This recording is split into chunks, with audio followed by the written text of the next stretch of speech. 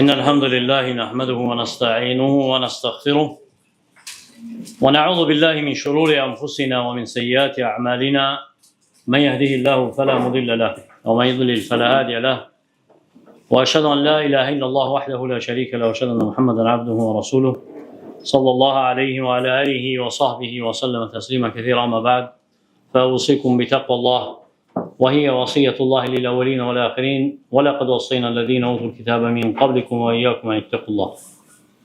Əziz, değerli Müslümanlar, değerli kardeşler, ilk növbədə Allah'tan qorxmağı tövsiyə edirəm. Bu Rəbbimizin həm bizə, həm bizdən əvvəlki nəsillərə etdiyi bir tövsiyəsidir. Buyurur ki, Rəbbimiz öz kəlamında biz sizdən əvvəlki əhl-i kitaba tövsiyə etdiyimiz kimi sizə də Allah'tan qorxmağı tövsiyə edirik. Və devam edirik səhih və ədab və əxlaqlar mövzusuna və necə bilirsiniz, məclis ədəblərində qalmışıq. Və bugün yenə bu mövzu ilə bağlı bir neçə hədisə toxunacaq və bugünkü fəsilimiz də elə ədəbul məcəlis adlanır, məclislərin ədəbləri. Və hədis də Əbu Hüreyrənin radiyallahu anh'ın hədisidir ki, Ənnən Nəbiyyə sallallahu aleyhi və səlləm qal, Mə cələsə qavmun məclisən ləm yəzkurullaha fi və ləm yusallu alə nəbiyyihim fi illə kənə aleyhim tiratun fə inşə əddəbəhum və inşə qafara ləhum. Deyir ki, Əbu Hüreyra radiyallahu anhu, Peyğəmbər sallallahu aleyhi və səlləm dedi ki, elə bir qövm yoxdur ki, bir məclisdə otursalar, əgər Allah Taala'nı zikr etməsələr və Peyğəmbərinə də salavat deməsələr, Allah'tan və ya onlar üçün bu xəsarət olar. İstəsə onlara əzab verər, istəsə bağışlayar. Buyurur ki, sallallahu aleyhi və səlləm bizə öyrədərək, göstərir ki, məclis qənimətdir, fürsətdir. Allah'ı zikr etmək üçün,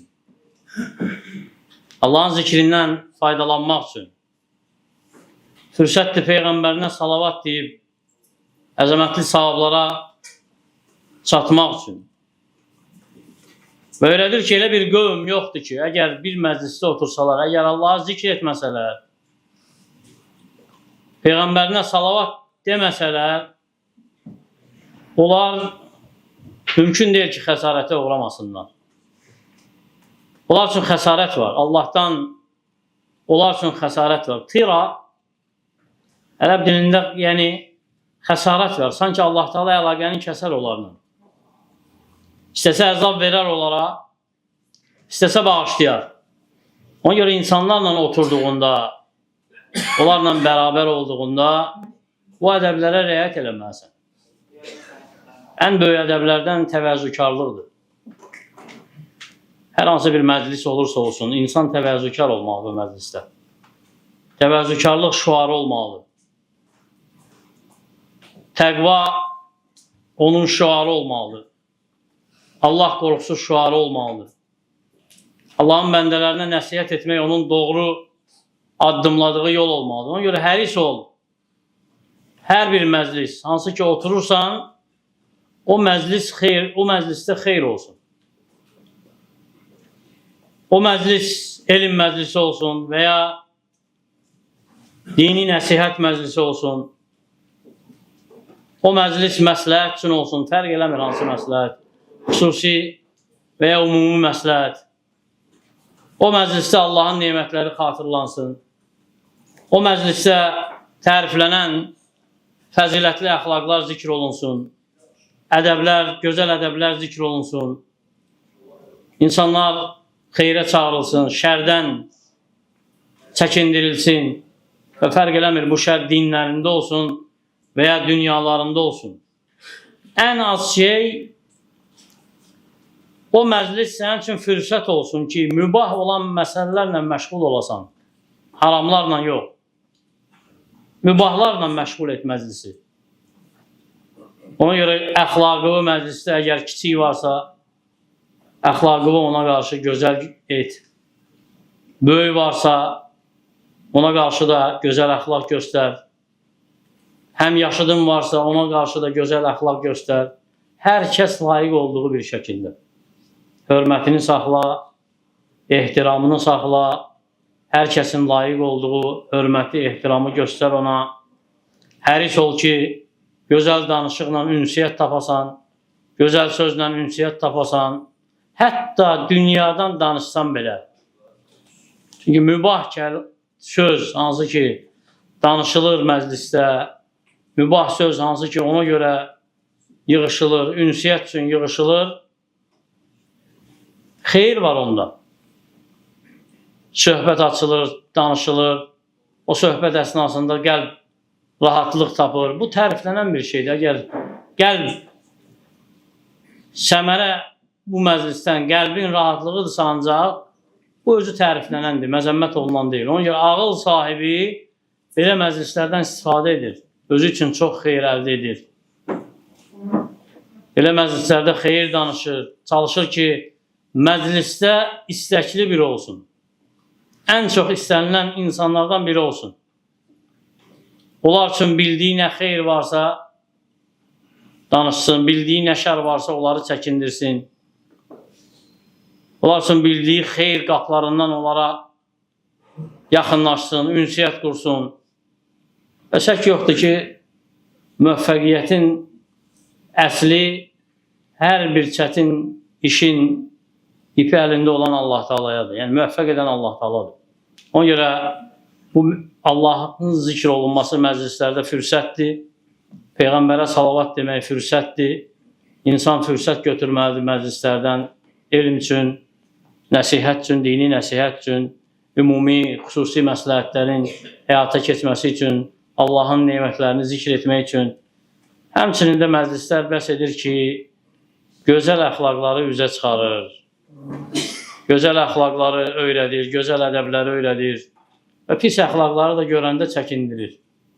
Şəri görəndə çəkindirir. Fərq eləmir, şər insanın dünyasına aid olsun, dininə aid olsun. Və dedi ki, ən az şuar belə məclislərdən insan haramlarla yox, mübahlarla məşğul olur.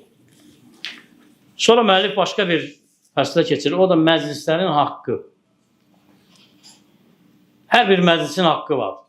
Abdullah ibn Ömər radiyallahu anhu bu haqlara toxunan bir hədisi nəql edir bizə. Peyğəmbər sallallahu aleyhi və səlləmdən deyir ki, dedi ki sallallahu aleyhi və səlləm lə yuqimənə əhədukum raculan min məclisihi thumma yəclisu fi. Heç kim bir kişini oturduğu yerdən qaldırıb onun yerinə oturmasın.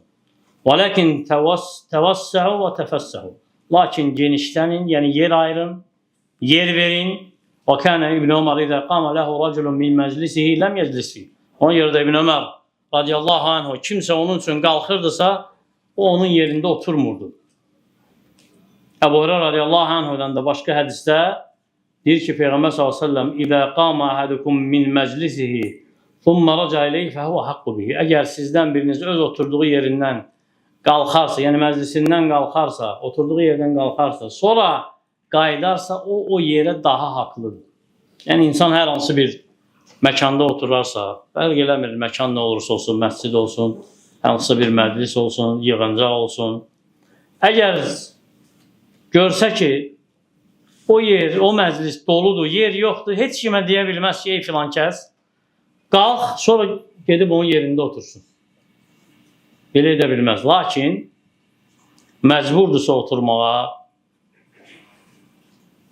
dayana bilmirsə ayaq üstə müəyyən səbəbdən, nə edir? İcazə alır. Deyir ki, təvəssəhu, təfəssəhu. Yer verin, genişlənin, yəni yer açın. Əgər ona yer versələr, genişlənsələr ki, o otursun, onda Allah Teala'nın mükafatına layiq görüləcək o kəslər. Necə ki, Allah Teala deyir, ya eyyuhellezine amenu, İzə qilə ləkum təfəssəhu fil məcalisi fəfsəhu, yəfsəhillahu ləkum. Ey iman gətirənlər, əgər sizə deyilsə ki, məclislərdə yer verin, siz də yer verin ki, Allah sizin üçün də yer versin. Allah sizə daha geniş yer versin, amma kişini qaldırıb və kimisə qaldırıb, sonra onun yerində oturma bu icazəli deyil. Hətta namaz qılınan yer olsa belə. Əgər görsən insan səhvdədir, və ya birinci səhvdədir, sənə halal deyil ki, deyəsən ki, çıx, mən durum orada. Və ya dur, mən oturum orada. Hətta o yerdə oturan uşaq olsa belə. Əgər namaz üçün gəlibsə, namaz qılandırsa o uşaq, onu çıxarıb, onun yerində durub orada namaz qıla bilməzsən. Çünki o yerə o haqlıdır. Və hədis də ümumidir. Uşaq da daxildir ora. Çünki uşaq da insanlarla namaz qıla bilər. Belə bir dəlil yoxdur ki, qadağan etsin uşağın namaz qılmağını və ya uşağın birinci səhvdə durmağını və ya səhvdə durmağını. Əgər yeri varsa, gəlibsə səndən qabaq, yer onundur. Ona görə İbn Ömər radiyallahu anh təqvasından kimsə qalxırdı ona yer verməyə, o yerdə oturmurdu heç vaxt. Bu onun təqvasından idi. Çünki qorxurdu ki, o qalxan ondan həya etdiyi üçün qalxır. Xəcalətdən qalxıb ondan. Onun İbn Ömərin səhabə olduğunu bildiyi üçün, onun məqamını bildiyi üçün. Ona görə oturmurdu orada. Hətta deyirlər ki, əgər kimsə xəcalətdən, həya edərək sənə nəsə hədiyyə edirsə, onu götürməməlisən. Qəbul eləmə. Çünki bilirsən ki, o istəmədən verir. Alimlər deyirlər ki, o hədiyyəni qəbul etmək haramdır. Əgər xəcalətdən verilirsə, həya edərəkdən verilirsə, İbn Ömər radiyallahu anh da oturmurdu orada. Bu da məclisin ədəblərindən, hansı ki, Peyğəmbər s.ə.v ümməti üçün qayda kimi qoyub ki, heç kimi oturduğu yerdən qaldırmaq olmaz. Bu sünnənin izharıdır. Peyğəmbər s.ə.v-in sünnəsinin yayılmasıdır ki, məclislərdə gəldin, yer yoxdursa, deyirsən ki, genişlənin, biraz aralı oturmuşsunuzsa, biraz sıx oturun, yer verin. Əgər kimsə yer verirsə, deməli, onun qəlbi hələ sağdır. İman onun qəlbini tərpədir. Qəlbində iman onu hərəkətə gətirir ki, qardaşına qarşı şəfqətli olsun, mərhəmətli olsun. Amma o yer sahibini qaldırıb, onun yerinə oturmaq bu icazəlidir. Sonra da ki, kimsə gəlib oturubsa, sonra hər hansı bir ehtiyacdan qalxıbsa o yerdən, gedibsə ehtiyacı üçün dəstəmaza gedib ya zəruri bir ehtiyac qayıtdıqda görsə ki, kimsə oturub orada, o yer onundur. Deyə bilər ki, qardaş, bu mənim yerimdir. Yer sahibinin haqqı odur. Ona görə də İslam hərisdir hər bir haqq sahibinin haqqını verməyə. Peyğəmbərin bizə öyrətdiyi ədəb budur. Və məclislə bağlı sonuncu ədəbə toxunuruq. Hansı ki, müəllif gətirib, istihbəbüs səlam ilə qama anil məclis. Məclisdən qalxdıqda salam vermək. Yəni, vidalaşanda da salam vermək. Əbu Hureyra radiyallahu anh deyir ki, qalə Rasulullah s.ə.v İzə intəhə ədəkum iləl məclis fəlyusəllim. Fəidə əradən yəquma fəlyusəllim. Fəleyisəl ulə bihaqqu minəl əxar. Deyir ki, sallallahu aleyhi və səlləm, kim bir məclisə gəlib çatsa, salam versin. Yəni, daxil olsa, oturmaq istəsə, salam versin. Sonra qalxmaq istəsə, yəni durub getmək istəsə, salam versin. Heç də birinci, sonuncudan haqlı deyil. Yəni, hamısı haqdır. Məclisə daxil olduğunda da salam verməyin, məclisdən qalxdığında da salam verməyin. Hədis öyrədir ki, kişi məclisə daxil olursa salam verir. Qalxmaq istəyirsə məclisdən salam verir. Çünki Peyğəmbər s.ə.v belə əmr edir. Leysəl ulə biəhəqqu minəthəni. Heç də birinci, sonuncudan haqlı deyil. Elə bir ki, daxil olmuşsan, salam verdiyin kimi çıxanda da salam verməlisən. İnsan məscidə daxil oldu, salam verir insanlara. Necə ki, Peyğəmbərin yanına gələnlər məsciddə daxil olanda Peyğəmbərə salam verirdilər. Çıxanda yenə salam verirdi. Ona görə fikir ver, Məkkəyə daxil olanda, yəni Kəbəyə daxil olanda ilk öncə, yəni ya ümrə üçün, ya həcc üçün ilk başlayırsan nədən? Tavafdan.